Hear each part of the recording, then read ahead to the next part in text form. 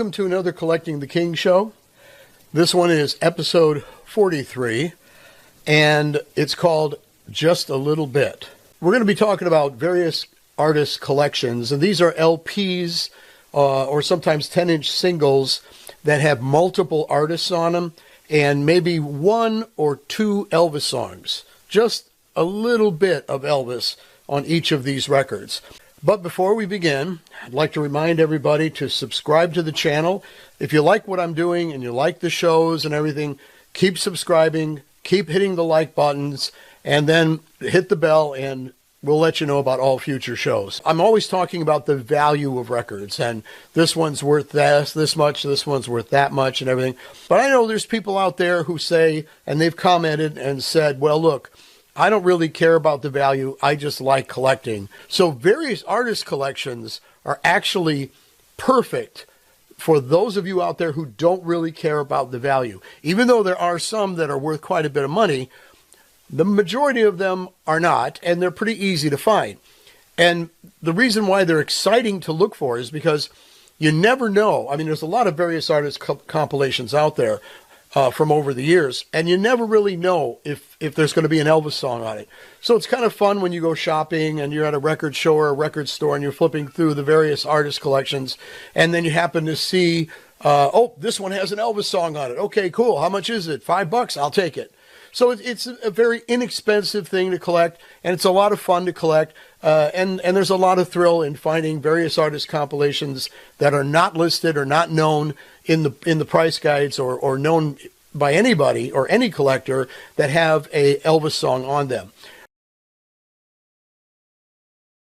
These particular albums can be traced back to the 1960s when 45 singles were popular and people wanted to hear all their favorite radio hits in one place. In the 70s, these albums were mostly sold exclusively through mail order offers on TV. Companies like K-tel and Ronco released many compilations that would feature the latest or the most recent singles of the time. Going back to the 50s, RCA released many various artists' albums to promote their own catalog of artists. Now, these LPs were only produced for in-store play at record stores or radio airplay.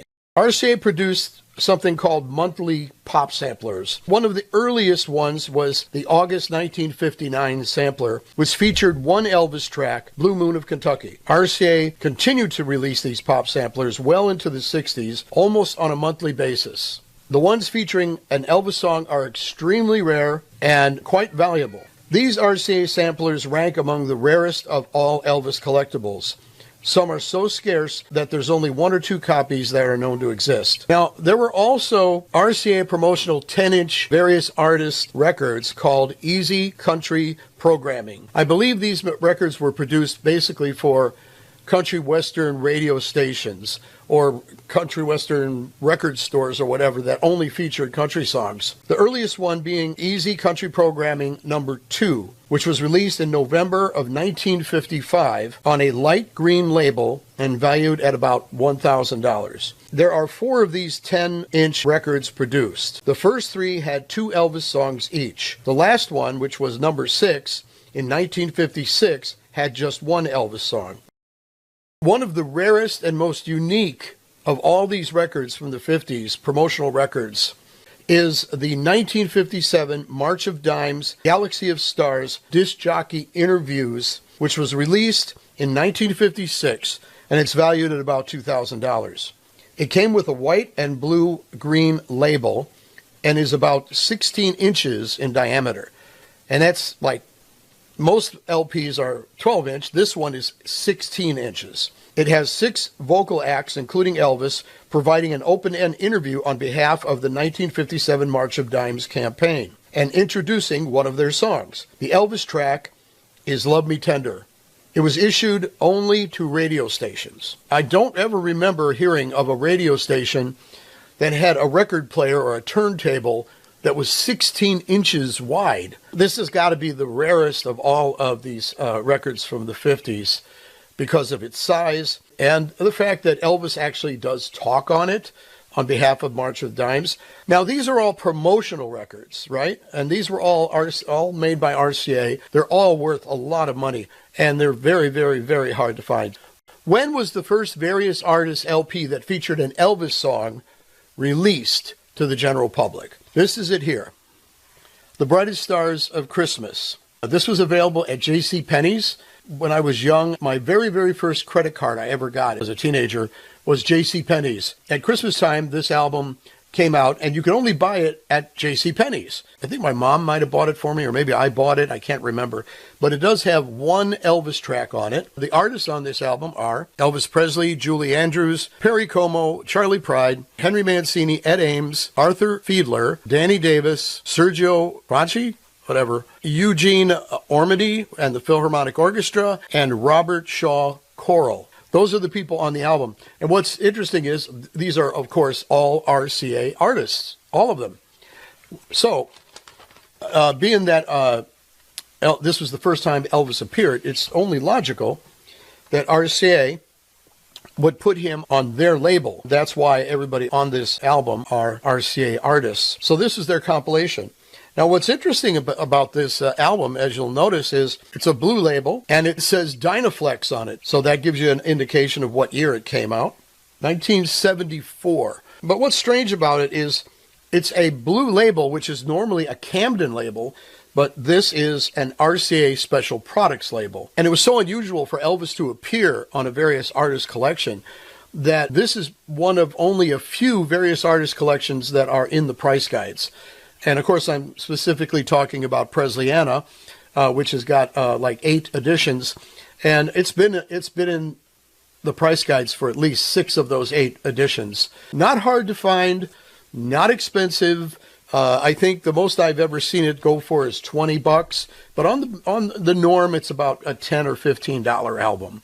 But historically speaking, it's worthwhile collecting, just for the fact that it's the first one that Elvis had a song on. I believe between the time that this album came out and Elvis died, there were still a few, maybe a couple RCA Various Artists compilations that might have came out. I don't know what they are. I would have to look them up if they do exist. But I don't seem to remember that many. Whether or not this had anything to do with the Colonel's $5.4 million deal with RCA for Elvis's catalog back in 1973, I can only speculate. There were some companies that somehow got a hold of Elvis's songs. I don't know if they were licensed by RCA or what, but they showed up on other releases around 1973. For example, there were a series of 4 Various Artists albums released by Economic Consultants Incorporated, having Elvis songs called Country and Western Classics, 1955 through 1958. So there was a series, and they were available as a mail order offer. Now, I guess on television or in a magazine or something, but it was very weird because it's not even a musical label. I mean, it's not like, Columbia Records or some of the other record labels I mentioned. This is an oddball thing. It's as if the Economic Consultants Incorporated, bought the rights to the Elvis song, or maybe they booted it. I don't know. But either way, these are pretty rare. Avon put out a compilation for Valentine's Day, and they put a bunch of love songs on it. And again, it was made for Avon, and it was mail order only, but there is an Elvis song on there. There were Elvis box sets, of course, and that's for an entirely different show. We'll talk about them someday. But there were box sets that featured 1 or 2 Elvis cuts on them. But they didn't really start kicking until after Elvis passed away in 1977. Elvis started showing up on hundreds of Various Artists compilations. And again, they're not really expensive. You can still pick them up for fairly cheap, like anywhere from, $5 to $10. This is called Best of the 70s, and it was a series that RCA put out. And it was interesting because there was Best of the 50s and the 60s, and in this compilation, each one had a hit from that decade. It was always a great idea for RCA when they put out a compilation to put a song by Elvis on it. So this was a cool series, actually, and they're not easy to find. It took me a while to find them. This one is called Radio's Million Performance Songs. This is not RCA. This is actually CBS Songs or CBS Records. This came out in 1984. What's unique about this is not only is Elvis on here, but so is the Beatles. So there are Beatle collectors out there as well as Elvis collectors who are after this to add to their collection. But this was a truly unique record. And then you'll notice on the back it says that it's not for sale, CBS Songs. And I'm not really sure how this record was made, why it was made, or whatever, but it includes the Beatles, and they're at the top on the list, and they're singing A Hard Day's Night, and then the Elvis song is Don't Be Cruel. I'm not sure how the licensing worked for this. I'm not sure.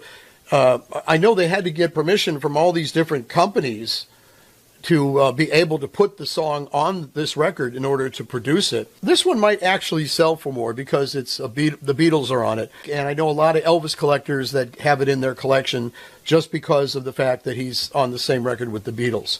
Now this is cool.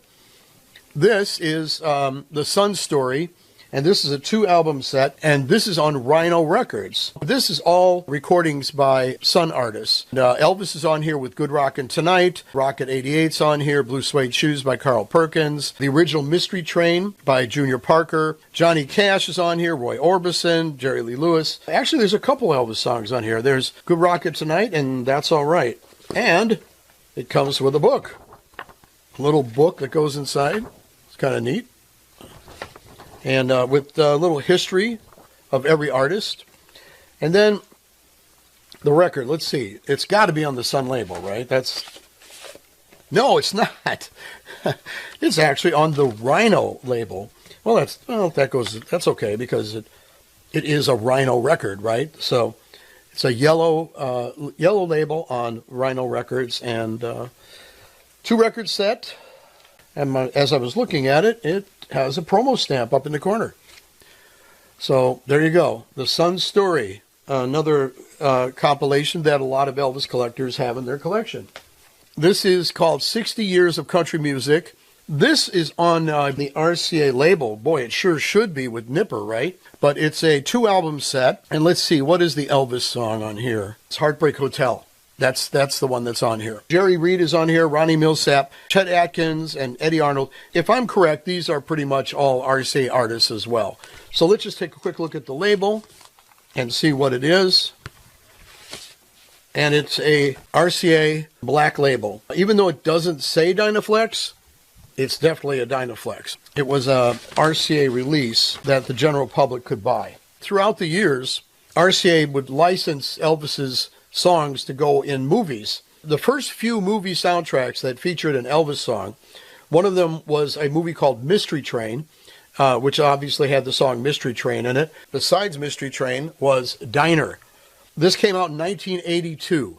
Basically, it's a nostalgic movie about the 50s, so there's a lot of songs on here from the 50s, including Dion and the Belmont, Honey Don't by Carl Perkins, the original Reconsider Baby, and then, of course, Don't Be Cruel by Elvis.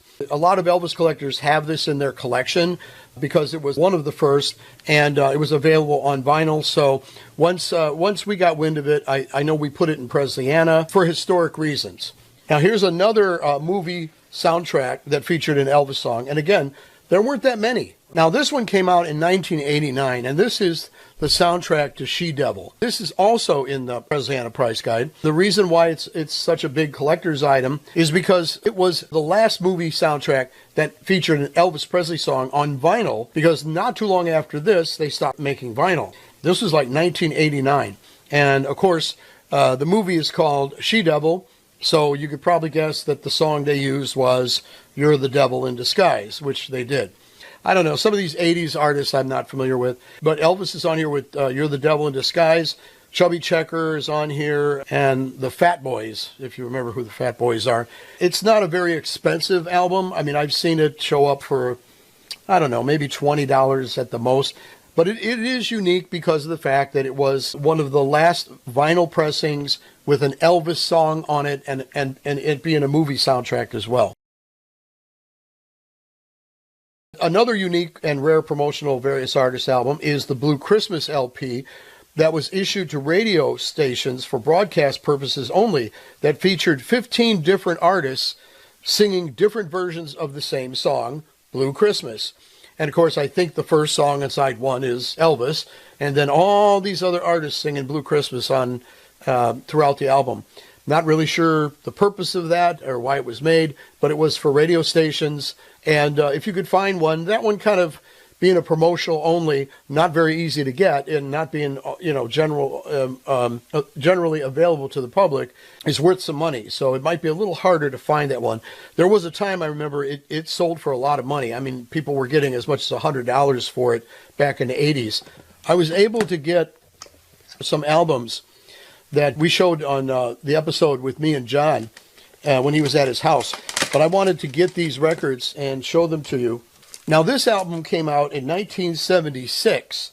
And what's unique about this is this record was only available in libraries. This features Eddie Arnold and Ray Price and Kitty Wells and Marty Robbins and Johnny Cash.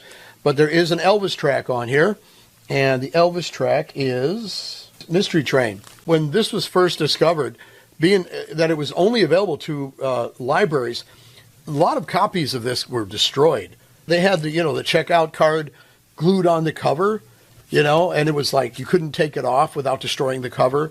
So it was very hard to find one in this condition like this one here. I remember it sold for as much as, I don't know, anywhere maybe $75 to $100 at one time, because this came out in 1976. This is kind of in that elite group of various artist collections that came out before Elvis died. And of course, like I said, RCA would not allow Elvis's songs to be on any records in that time period. So how they got the rights to this, I don't know. Here's the record. New World Records is the label, but there's no indication of it being licensed by RCA or having anything to do with RCA. This is really cool. Once you understand what it is, it's the Playboy Music Hall of Fame winners. And I'm not really sure about the history of this album. I would imagine that this album was available to Playboy Club members, who had a Playboy Club card, or it might have been available through a mail order situation if you were a member of the Playboy Club, or maybe Playboy Magazine, or they may have had an award show called the Playboy Music Hall of Fame Awards. I don't know. What's interesting is it says celebrating Playboy's silver anniversary. It opens up like this, and this, and that's the inside. And you'll see there's like die-cut stars inside where the sleeve goes. And then they have the winners of these awards in each star. The Beatles are on here. The Beatles and Elvis Presley. So this is cool. This is another album that I'll bet you that Beatles collectors are looking for as well. So let's take a look at the record. Record is kind of ordinary, but that's it right there. And it's got the Playboy Music Hall of Fame winners. Silver label. It says 1978 Playboy as the copyright. So another truly unique Various Artists collection. There are a lot of Christmas compilations with Elvis on them. One of them is called Happy Holidays. True Value Hardware has albums, volumes 1 through 20, where Elvis appears on different volumes. You could almost find an Elvis song on just about any Christmas album that came out with various artists on it. Here's one that John found that was really unique. It's not in the price guides or Preziana. I don't even know if anybody knows that it exists, but it's this one here, and it is called Christmas in the Air. And what is unique about this is it's RCA. And it was produced in 1989. This was made just around the time that RCA stopped making records. It's on RCA Special Products. Well, this one kind of slipped through the cracks. I don't think too many people even knew it existed because records stopped in 1990. It just goes to show you that sometimes you'll find something you never knew existed. I thought this was pretty cool. I know John was really excited when he found it. And I got to admit, it's pretty interesting to see what various artist collections Elvis ended up on, even at the time when RCA was, going to stop making records. So throughout the years, Various Artists LPs and CDs in general grew to epic proportions, like the series Now That's What I Call Music, which is a Various Artists compilation, and they put out, I don't know how many volumes. I think they're up to Now that's what I call music 27 or 38 or 49. I don't know. It's amazing how many of these records came out. But they followed in the tradition of the K-Tel albums. They would take current hits and put them together on CDs mostly. I think it started on CDs. And then just recently they've been releasing all of those, maybe not all of them, but some of them on vinyl. This series began in 1983 in the United Kingdom and Ireland and was later expanded to other countries. The series was named after a 1920s British advertising poster and are available on vinyl as well as CD in the United States. So that's another Various Artists collection, and they sell like hotcakes. I know Target stores have them. There's all kinds too, like now that's what I call country, now that's what I call Christmas, now that's what I call this, you know. Anyway, Various Artists are going to be around for a long time, so that's kind of the way it is. And there are still Elvis songs appearing on these different records. Collecting Various Artists compilation LPs can be lots of fun because, first of all, not too many people know exactly how many exist. Seems like we're always finding new compilation LPs with Elvis tracks on them all the time. The best part is they're not that expensive to buy and can satisfy a collector's thrill of the hunt while searching for bigger game, like the Speedway Mono. A lot of you people who go to Facebook, and especially if you go to ElvisRecords.com's Facebook page, you'll note that I did a post not too long ago with Johnny B about a discovery that we had made. I'm going to show you a video that I took when he found the record, and I'll talk about it afterwards. So here's the video. Hi folks, Johnny B here. I'm at a record show in Chicagoland, the Chicagoland Record Show, and I just came across this record. I was thumbing through a bin, and I found this Girls. Didn't think much of it. I'll take a look at it and see. So it's the original cover, living stereo cover. So then I opened up, looked inside, I pulled the paper, and it's got the 76. It's got the 76 paper. So I thought, oh, okay, it's got to be a black dog near top. And I pulled it out, and it's an RCA white top Victor stereo, white top stereo. But here's the really weird thing. It's if you can see, it's like a Dynaflex. It's thin as hell. It's like a wafer paper. Look at, and the label is beautiful. The record's not mint, but mint minus maybe, VG double plus. But so the big question is, when was it pressed? So where, why is it in that sleeve? Why is it in a 70s, and why is it so flexible? I mean, it's just very unusual. It's got H. Does that mean Hollywood? Yep, Hollywood. So this is a Hollywood pressing. Yep. And it is like I said, paper thin. The thing is, it's an old '60s label. Yeah. In a sleeve, which is the black and white sleeve. Yeah, the 76. And then it has a cover, which is the original cover, and then it's flex. And it's flex as hell. So the big thing was it released in like '76? Is that a '76 reissue with an original label and an original cover? Pretty weird. Very odd. Very odd. Another oddball oddity from RCA. Yep. And for those of you who don't know, there's been a lot of comments on that post, including Neil Umfred, who was the author of a book that I have in my collection called A Touch of Gold, who's an authority in his own right about collecting Elvis and records and that. He had done an interview with an RCA executive who had told him that RCA experimented with pressing records with thin amounts of vinyl as far back as 1964, maybe a little after. So it was no surprise to him that we found this, or if anything, it was to confirm what he had been told by the executive, that they did actually experiment with the Dynaflex vinyl as far back as 1964, which would explain the white top RCA white top letters logo. We still can't explain the inner sleeve. It's in a 1976 inner sleeve, which would be appropriate for a Dynaflex record, which really got me going. But I have to admit, any kind of sleeve could have been slipped in there.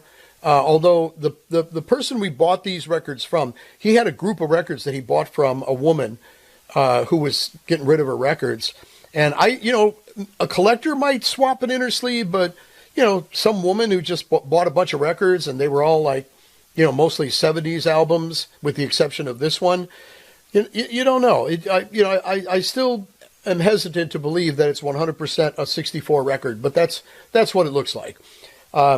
But I do have to point out that in the 90s, I found a Paradise Hawaiian style Flex, and it had a white top on it too. So going along with what Neil said, there's probably the first ones were in 1964, and they were probably experimenting all the way up through 1966 when Paradise Hawaiian style came out.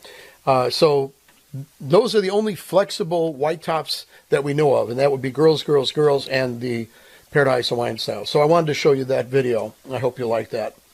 I do want to mention to everybody that I've told everybody I sell on eBay, and I do.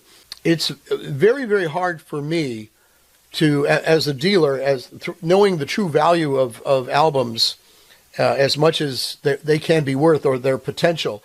It's hard to put really rare records on eBay and, start at a low bid because, sometimes I pay a lot for these records.